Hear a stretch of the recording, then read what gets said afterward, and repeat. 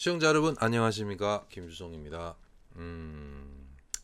영상이 좀 짤막짤막하죠. 네, 그래도 이야기가 충분히 전달되리라고 생각을 합니다. 네.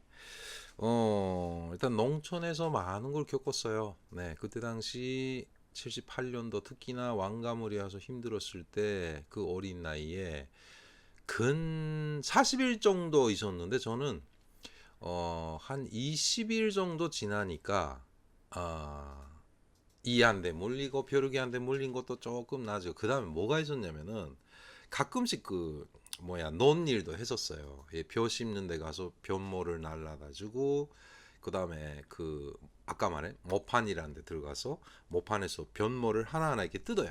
모판에서 옥수수 영양 단지는 이렇게 흙덩어리 띄어내면 되는데, 변모는요 이렇게 하나하나 앉아가지고 이 쫌쫌하게 쫙 겨울내 이게 잘해온 변모를 하나하나 뜯어야 되는 거예요. 이렇게 손으로 막 찢는다고 나는데 북한에서는. 예.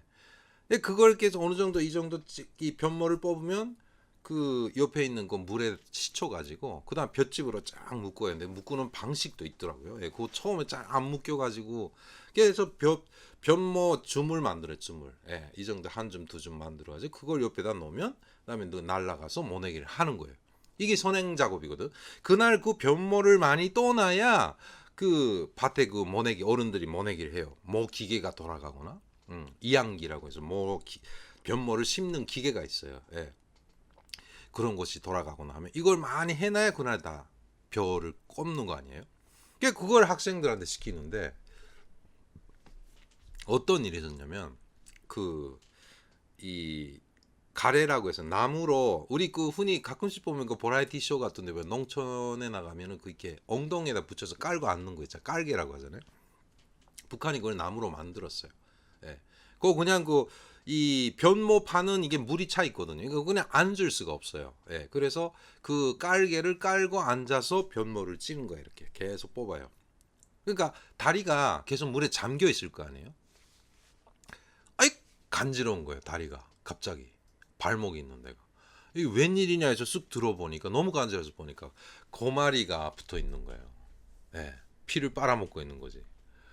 그것도 처음에 이게 뭔지 몰라서 무슨 흙덩어리가 묻어있나 해가지고 간지러니까 그냥 쑥쑥 굵은데 안 떨어지네. 그래도 옆에 있는 거야, 야 너 고마리 붙었어. 근데 고마리가 뭔지 몰라. 그다음에 뜯으니까 피가 나오기도 하고, 참 그런 벌레와의 사투들이 또 계속, 예, 이어지기도 했었고요. 뭐 여러 가지 그런 추억들이 많은데, 뭐 이렇게 옥수수를 갖다가 제 그 전해에 만들었던, 예, 생산을 했던 옥수수를 이렇게 그 뭐지 창자라고 해서 이렇게 그 옥수수를 이렇게 쌓아두는 그런 창고 같은 게인데, 거기에서 애들이 밤에 가재 어디 가잖아요. 그러니까 거기 가서 옥수수를 그 살살 빼내 가지고요. 네, 그다음 그거를 닦아 먹는다고 해서 이게 불판에다가 이게 철판을 넣고 그 옥수수를 또 볶아요. 볶아가지고 구워 먹으면 오 별맛이 돼요. 자, 그런 와중에 무슨 일이 생기냐면, 갑자기 어느 날 일을 하고 있는데 아마 그 사이에 북한 친구들 되게 친해졌어요. 예. 그때 지금도 아직 그 일부 저 시청자분들이 저를 지적을 하시는, 네, 그 눈치채시잖아요. 이게 인터네이션의 차이. 일본에서 살다가 북한에 갔으니까 좀 제일교포들의 특질이잖아요. 이렇게 살짝 그 발음이 좀 이상한 거. 뭐 그때 당신 더했죠. 네, 애때 얘기도 하고. 그래서 그 애들이 막 처음엔 놀려주고 막 하다가 그 다음에는 친해지니까 완전히 그 친구가 생기고 해서 참 뭐 나름 좀 위안도 되고 해줬는데, 좀 재미가 붙을까 했는데 갑자기 어느 날 담임쌤님이 오라는 거예요. 일하는 데 말고 해서 점심 지나서인가 오후 작업을 하는데 갔더니 너 집에 들어가래요. 왜 그랬더니 할머니가 돌아가셨다는 거예요. 네. 막 그때 당시 통신 시설도 제대로 안 돼 있는데, 그때 북한은 전화가 어떻게 되냐면 리의 전화기가 한 대밖에 없어요. 두 대인가? 두 대다. 예. 관리위원회라고 하는 이 농촌 리마다 있는 리 관리위원회에 한 대가 있고, 그 다음에 리 관리영장내 집에도 있는데, 그것도 교환대 오페레이터를 거쳐서 연결을 하는 방식이에요. 네. 그러니까 이렇게 되는데, 그래서 전화가 왔다는 거죠. 네. 우리 큰아버지께서 그때 당시 공공기관에 계시다 보니까 그 리에다가 전화를 해서 전달해서 온 거죠. 그게 어떻게 해야 되냐, 그러니까 집에 가라는 거예요. 할아버지가 돌아가셨을 때도 충격이었지만은 사실 뭐 저는 할머니가 키우셨잖아요. 그러니까 할머니가 돌아가셨다고 하니까 갑자기 무릎에서 이렇게 힘이 빠져갖고요.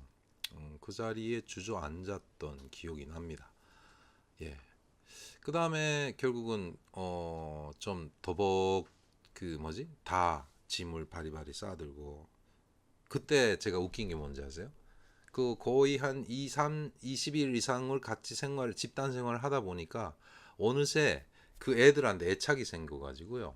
선생님한테도 갔다가 끝나면 다시 나오겠습니다. 라고 이야기했던 게 기억나요. 그거 진심이었단 말이죠. 네, 뭐 물론 집에 있기도 싫었고요.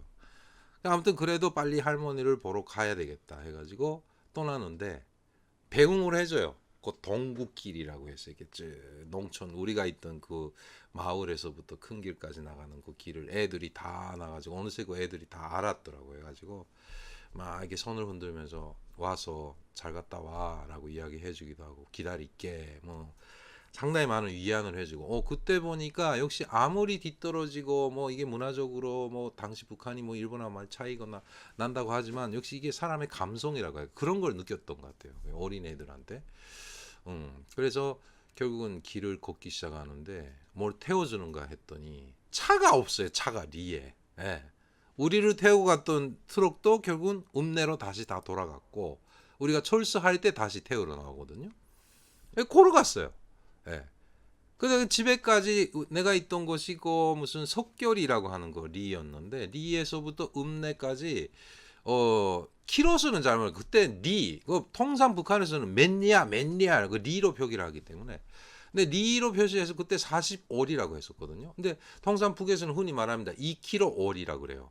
예. 2km올이. 그 때문에 40이면은 몇 킬로 정도 되나? 한 30km 거의 정도 되는가? 아마 그렇게 될 거예요. 2km올이니까. 예. 10km면 4km면 10리. 예. 그러니까 뭐 한 20 몇 리 정도 되는 것 같아요. 그 길을 걷게 되는 거죠. 예. 농촌길을. 오후 한 3시쯤 떠났는데 저녁에 한 8시, 9시쯤에서 집에 들어가게 돼요. 예. 다음 시간에 이어가도록 하겠습니다. 안녕히 계십시오.